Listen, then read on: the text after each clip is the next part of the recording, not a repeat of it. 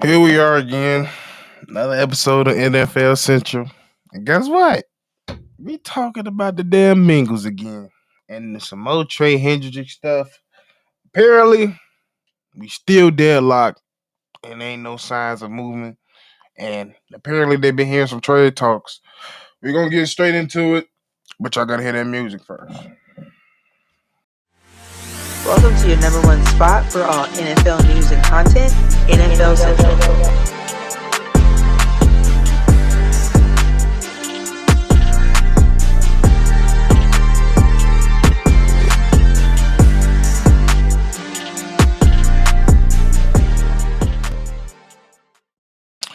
Thank y'all for tuning in for another episode of NFL Central. It's your boy Steve-O Speaks with another episode. So let's get straight into it. Y'all see the thumbnail, y'all see the title. Yeah, we here again talking about the stupid ass Cincinnati Bengals. And yeah, as according to Ian Rappaport, as of 20, 30 minutes ago, the Cincinnati Bengals as well as Trey Hendrickson, the contract talks are at an impasse, aka deadlock, disagreement, not happening, no further going. And now we're hearing that they've been hearing off some trade offers. Now they do feel like the trade, being a trade going down will be difficult because we all know he's looking to get paid, and that's the whole thing. That's the whole problem.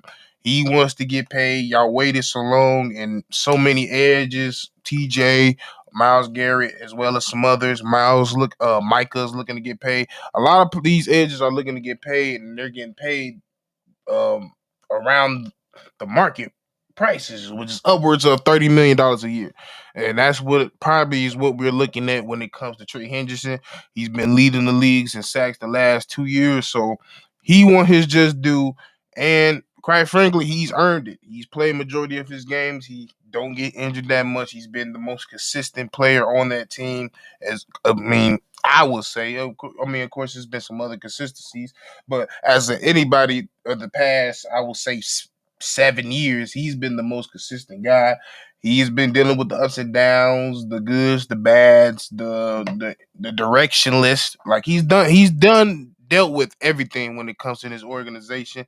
Them not updating, getting an indoor facility when they one of the coldest spots in the world. Like he's been dealing with a lot. So to them to now get to this point where you've seen them take care of the offense, you see them take care of both of the wide receivers, you see them take care of the quarterback, but when it comes to you, they're not willing to have no negotiation about the number you're talking about, which is the money he's deserving, which is probably most likely upwards of $30 million a year.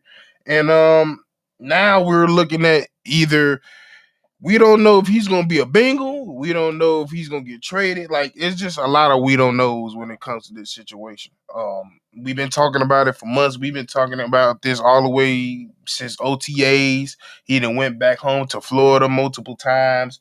He then went and came from camp. Like we already know. I'm not gonna beat a dead horse about it because we've been talking about Cincinnati for a while, especially in this offseason. It is what it is. I see you, Jacob Poland and Martin in the chat. What's up with y'all? But it is what it is when it comes to it. Like I'm sick. I'm at the end of the day, I'm to the point where like either pay the dude or trade him. Get it over with. This ain't my team, but if I was a Cincinnati Bengals fan, like I would want to get this shit over with. This is not a situation where you want to start the season and this still is looming and hanging over the franchise, especially with it being a very well liked, a very well known guy and Trey Hendrickson. Like one thing if it's somebody like he's talked crazy in the past or he's not too fond of the media or he's not necessarily the greatest guy in the media. Trey Hendrickson has been a model citizen. He don't get in trouble. He come to work. You don't hear him in the headlines. He don't get arrested.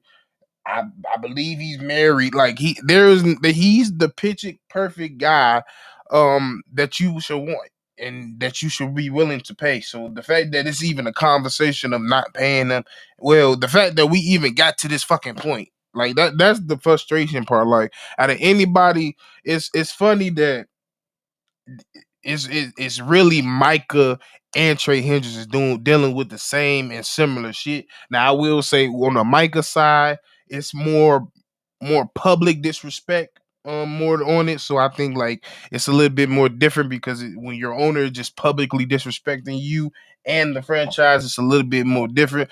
But it's still a form of disrespect. I can't speak from Trey, but I still feel like based on the things I'm reading, those things he said in the past and now, like I do feel like he probably feel like it's a sense of disrespect to him as well.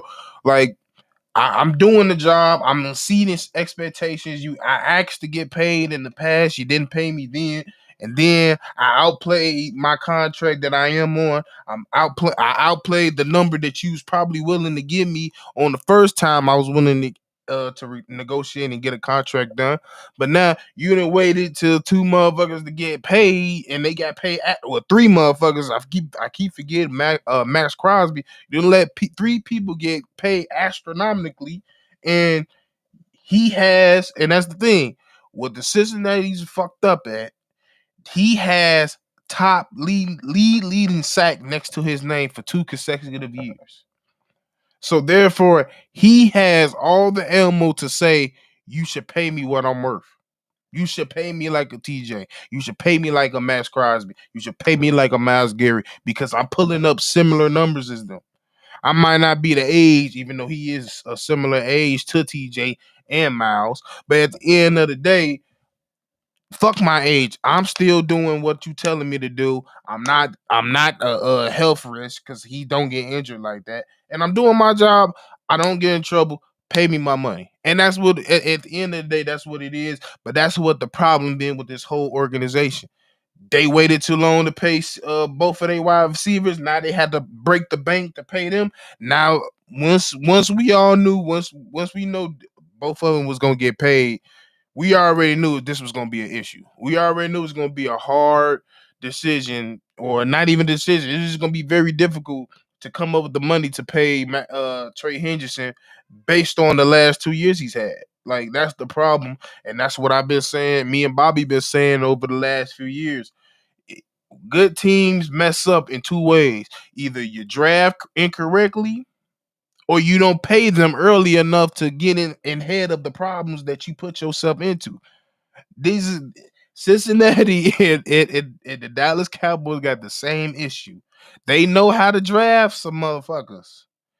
They just don't know how to keep them. And the reason why they don't know how to keep them is because they don't pay them in the right area frame to do it before everything gets way too expensive and it's hard to keep the core that you just built. And that's the difference between that's what makes great GMs versus good GMs.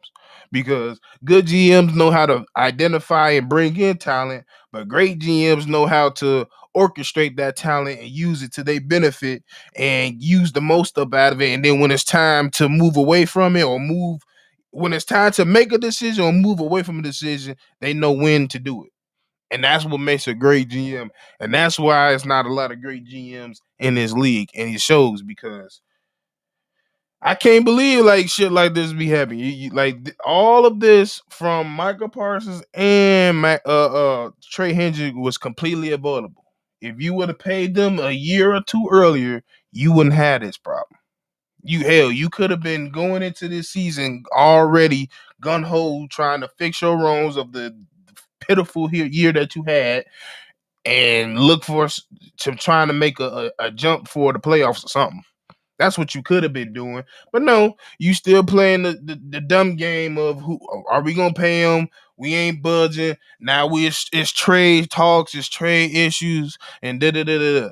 And I'm not even gonna get into it because I'm sure if the trade goes down, we're gonna be back on here anyway. So I'm not gonna sit here and talk about where's places he can go, this, that, and the third, because for one, ain't too many places he can go because they got to be able to afford him because he ain't getting traded nowhere. If he's gonna get traded, 9 times out of 10 is gonna be to a place that gives him extension immediately, and two, it's either gonna be a 1 year prove it deal, which I just don't find him. I don't likely see him doing it. He's gonna find somewhere or someplace that he feel comfortable enough to do it, and it's gonna be somebody that he's gonna be there for a considerable amount of years.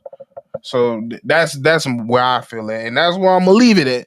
And yeah, that's why I'm sorry if y'all can't tell, I'm sick of talking about the Cincinnati Bengals and this Trey Hendrickson situation because, like I said, it was completely avoidable. It was really completely avoidable.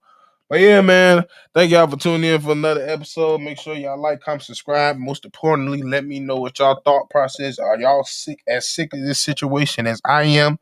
Do you think Cincinnati is stupid? Do you think a trade would happen? If you think a trade will happen, what are some places you think he should go or he should consider, or what places you think the people should be reaching out to Cincinnati to go get him? What places should those places be? But yeah, drop it down in the comments. As y'all been know, we drop when news drop. When news, we probably gonna be dropping another video today because there's been a lot of football over the weekend, as well as the Bears play tonight. So make sure y'all tune into Bears Central as well as Windy City Breeze as Bears Breeze as well. And yeah, I'll check in with y'all with another video. Peace. I ain't pressed the button. This has been a presentation